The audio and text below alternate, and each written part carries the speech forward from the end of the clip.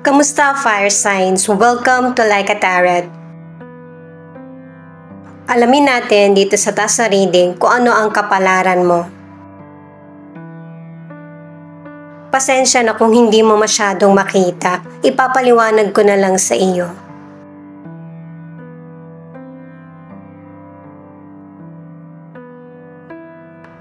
Merong happy news na darating sa buhay mo. Pasimula pa lang ito na mangyayari. Kaya i-appreciate mo kung ano yung mga nangyayari sa buhay mo. Magkaroon ng kapayapaan at saka pahalagahan ang loved ones at friends. Dahil sila yung makakatulong sa iyo sa mahirap na sitwasyon. Pinapakita rin kasi sa tasa na nagkaroon ka ng mahirap na relasyon or sitwasyon sa kapwa. Pinapakita rin sa tasa na merong hadlang, delay sa pagkamit mo ng goals mo. Paraan ito ng universe na para pahalagahan mo yung mga taong nasa paligid mo at yung mga bagay na sinisimulan mo kasi nasa tamang direksyon ka.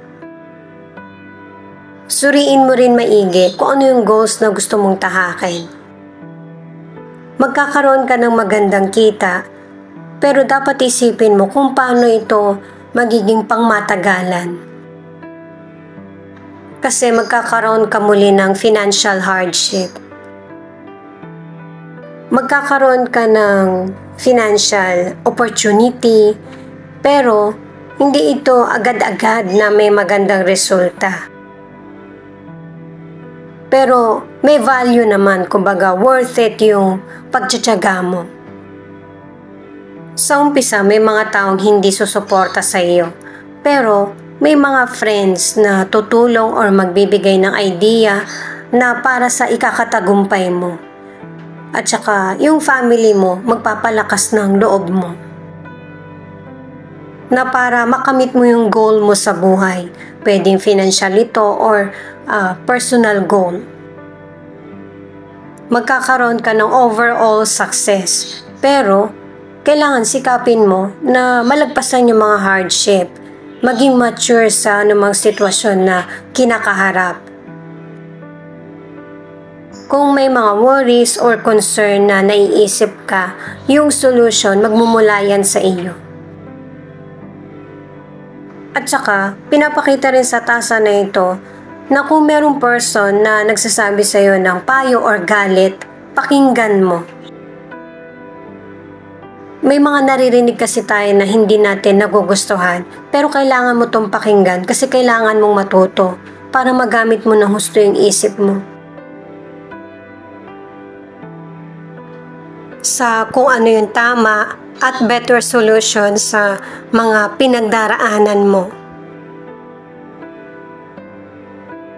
Kung mapapansin nyo, yung mga taong nagtagumpay, saan ba sila nanggaling, di ba sa hardship? Yun yung naghulma sa kanila at yun yung ipinapaliwanag ng tasa sa iyo. Kaya magtiwala ka sa sarili mo at kailangan ng patience. Di ba sinabi nga sa umpisa na merong happy news na darating kasi yung buhay mo magiging prosperous, magiging masagana, pero hindi mo ito agad-agad makakamit. Susubukan ka muna ng panahon, pero happy ending naman ang mangyayari sa buhay mo.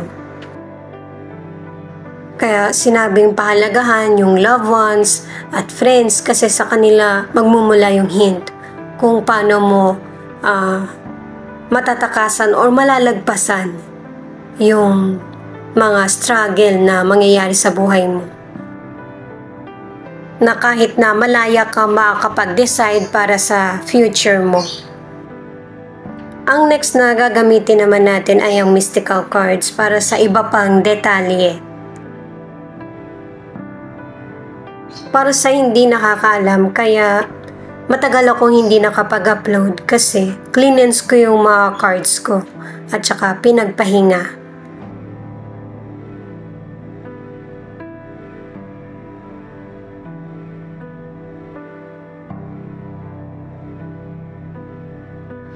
Itong teaching, ibig sabihin, noon, ikaw yung tinuruan.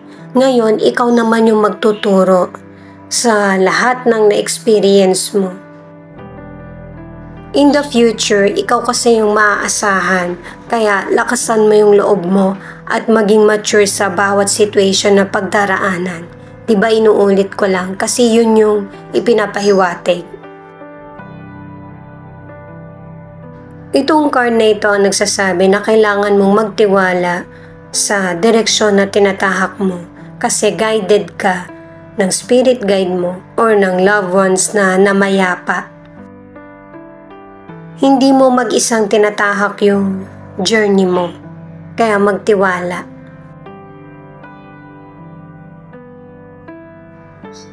Itong music naman ang nagsasabi na katulad ng pinakita sa tasa na kailangan mong sumunod sa daloy ng buhay mo. At saka anuman yung struggle or hirap na pinagdaraanan mo, magkaroon ka ng panahon na makahinga ka naman or maka-relax sa pamamagitan ng music or kung ano yung hilig mo. Isa rin ito kasi sa way na para mabigyan mo ng solution yung mga problems na pinagdaraanan mo or gumaan man lang yung pakiramdam mo. Ngayon naman guys, alamin natin kung ano yung magiging future connection mo sa person mo. Alamin natin yung nangyayari ngayon, ano yung next na mangyayari at saka sa future. Magbabanggit din ako guys ng zodiac sign. Paalala para sa mga bagong viewers na ang reading na ito ay timeless reading, general reading at guide lamang kaya hindi po magre-resonate sa lahat. Kunin mo lang yung akma sa sitwasyon mo. Ikaw na rin magpalit kung si person mo ito o ikaw.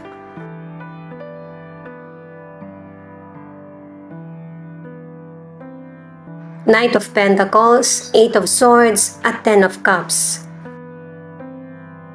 Virgo, Gemini, at Pisces. Yung binabanggit ko na zodiac sign ay ilan sa connected sa reading na ito.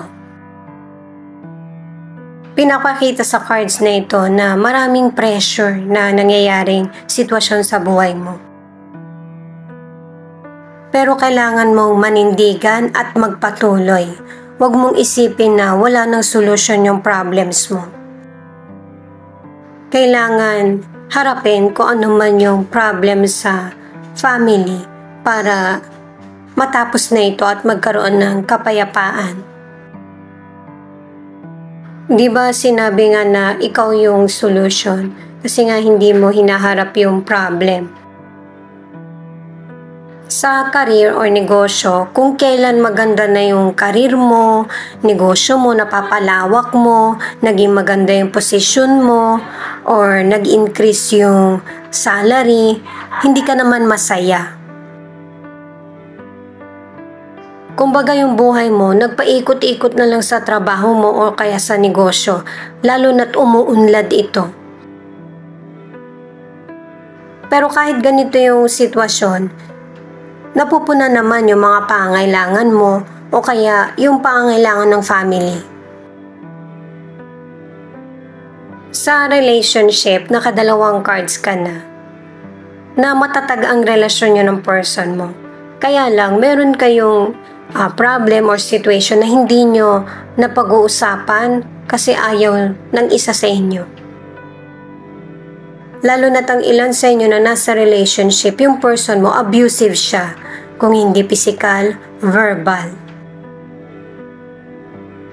Iniintindi mo yung pagprotekta sa family, yung imahe nito. Ang ilan naman, betrayal ang problema. Nagiging powerless ka sa situation kasi mas inuuna mo yung image ng family nyo. Gusto mo pa rin mapatibay yung pamilya nyo kahit ganito yung sitwasyon. Alamin muna natin kung ano yung nasa isip or feelings ng person mo. Yung feeling mo yung ipinakita na nagkaroon ng clarity sa totoong estado ng connection mo sa person or relasyon.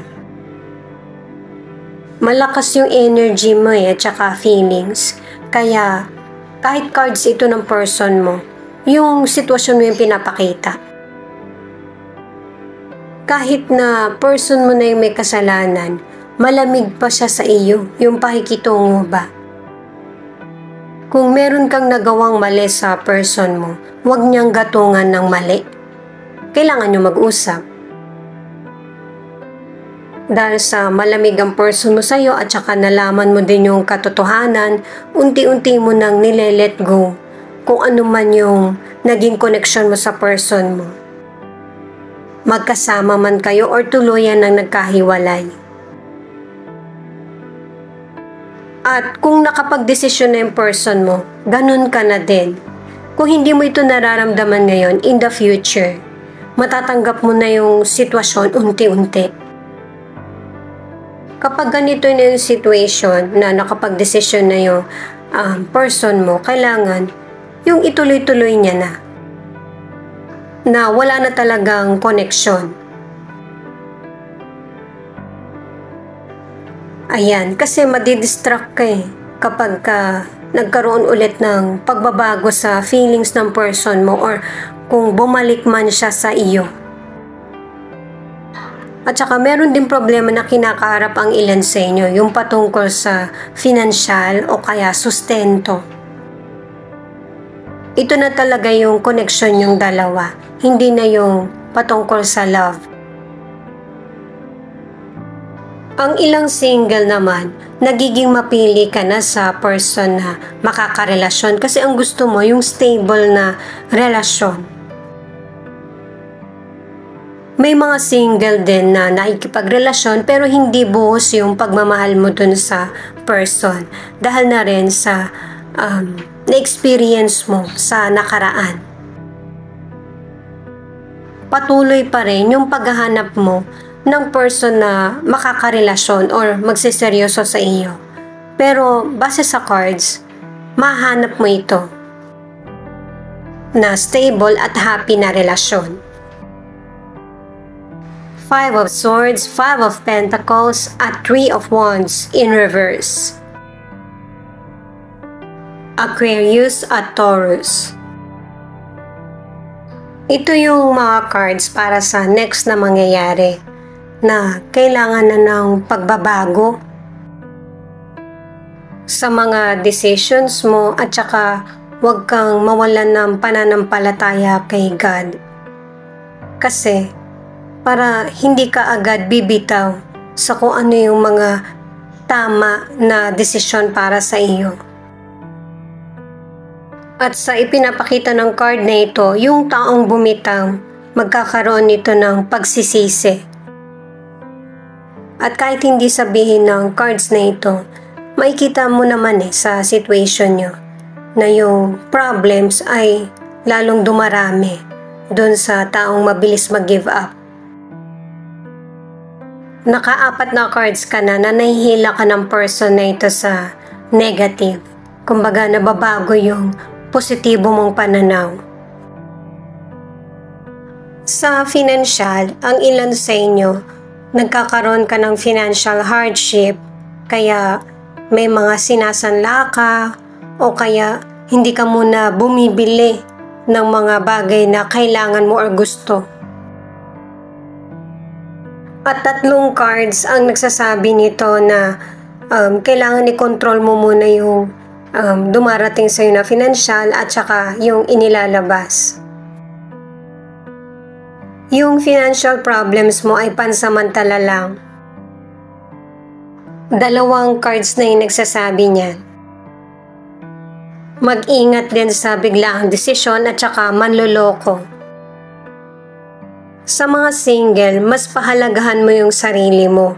Huwag mong isipin yung mga negatibong nangyari sa nakaraan. Para hindi ka mapunta sa mapanlinlang at manloloko. Itong card na ito ay very positive kasi ang ilan sa inyo, yung mga nangyari sa iyo, hinahayaan mo na yung sarili mo na mag-heal ka sa sitwasyon. Yung nag-heal ka ng mag-isa ay isang katatagan. At lalo pa itong nasusubok kasi yung person mo, maybe siya mismo yung magsasabi or yung ibang panig ang magsasabi sa katotohanan. Pero huwag kang padala sa mga taong magpapasira sa mood mo. At mas umasa ka sa ikakabuti ng buhay mo. Tingnan mo, nakaharap ka sa mga bulaklak kasi yun yung mas may pag-asa kesa sa dilim. Yung bang unknown or hindi mo alam yung magiging resulta. Pero positive na itong card na ito kasi nagkakaroon na ng enlightenment yung buhay mo. Pinapaunawa ng card na ito na hindi talaga lahat ay mapapasa kamay natin. May mga sitwasyon, lalo na kung negative ito, na kailangan i-let go para sa better at brighter future mo. Lumiliwanag na yung cards mo, mas nakakabuti. Malakas yung energy mo kaya ikaw yung tinutukoy ng cards. Maganda itong card na ito kasi namumulat ka na sa katotohanan. Kumbaga aware ka na sa kung ano yung mga dapat mong gagawin. At saka yung papahalagahan mo na din yung sarili mo. Sa mga nasa relationship, ang feeling mo, ikaw yung naging kawawa sa situation. Kapag ka mahal mo yung person, yan talaga yung mararamdaman mo sa umpisa. Pero sa huli, marirealize mo rin na dapat mo mas pahalagahan yung sarili mo. Kaya, ikaw yung magdedesisyon sa kung ano yung gusto mong maging setup ng relationship niyo ng person mo. Magkasama man kayo, or hindi, or patungkol sa financial, or sa ari-arian. Pero syempre, hindi mananahimik yung person mo. Meron din siyang masasabi. Guys, paalala lang na kunin mo lang yung akma sa sitwasyon mo. Ikaw na magpalit kung si person mo ito o ikaw kasi general reading ito. Nine of Cups, the World at King of Pentacles. Pangkalahatan na Zodiac, Pisces at Taurus. Kung noon hindi nagkaroon ng katuparan yung mga plano mo or kahilingan, dito sa mga cards na ito ay pinapakita na ibibigay ng universe kung ano talaga yung nararapat para sa'yo or kailangan. Kasi, ang ilan sa inyo base sa mga cards, hinihiling mo pa rin yung nakaraan. Pero hindi yun yung magiging sagot sa problem mo. At kailangan mo mag-focus sa present at future. Nakakita ka na ba ng puno ng mangga na nagbunga ng santol? Wala, diba? Kaya kung ano yung iniwan mo, ganun pa rin yun. Hindi mo kailangan pang hinayangan. Mas mag-focus ka sa nangyayari sa iyo ngayon. Mas maganda. Sa kalusugan, very positive itong tatlong cards na ito. Kasi, magagawa mo yung mission mo or mga plano dahil sa healthy ka. Magkaroon ka man ng sakit, hindi to pang matagalan. Makakaya ng immune system mo. Sa mga single, sa panahon na ito, sa future, hindi ka naghahanap ng karelasyon pero merong darating na person na magugustuhan yung katangian mo. At saka ang ilan sa inyo, yung person, makikilala mo sa ibang lugar or ibang bansa. At itong person na ito ay maunawain at mapagbigay. May in love ka sa kanya. Itong card na ito ay card na ng person mo na marami siyang pagkakamaling nagawa, pero hindi naman lahat yun nare-realize niya na siya lang yung may problem. Pero kahit ganyan man yung isipin niya, huwag mo ito masyadong dibdibin. Kasi alam ni God kung sino yung dapat biyayaan. At saka nakatatlong cards ka na sa betrayal na isa sa naging matinding problema. Ito naman ay ikaw na mismo yung didistansya sa person mo. Ang ilan sa inyo nakipaghiwalay na, pang-apat na card na ito. Magkaroon man kayo ng connection or lumapit man siya, hindi na ganun kasaya yung pakiramdam mo. Yun nga talaga, di ba pinakita na nga kanina ng cards na kung ano yung iniwan mo, ganun pa din. Kaya kapag lumapit siya sa iyo, yung dati pa rin niyang style, yung panlilin lang, para makuha yung gusto niya. Kaya mas gamitin mo yung isip mo. Hihingi ng kapatawaran itong person na ito or magkakausap kayo. Maganda na kasi yung buhay mo at saka nakakabalita rin itong person na ito. Ayan guys, so sunod-sunod, diba? Kasi gusto niya ng second chance, kaya humingi siya ng kapatawaran. At pinapaalala na ng cards na hindi totoo yung mga maririnig mo. Huwag ka sanang padala. Sa mga nasa relationship naman, magkakaroon na ng katuparan yung pangarap mo na magkaroon ng buong pamilya. Mo-overcome mo lahat ng personal challenges at saka sa ibang lugar ka titira kasama yung the one.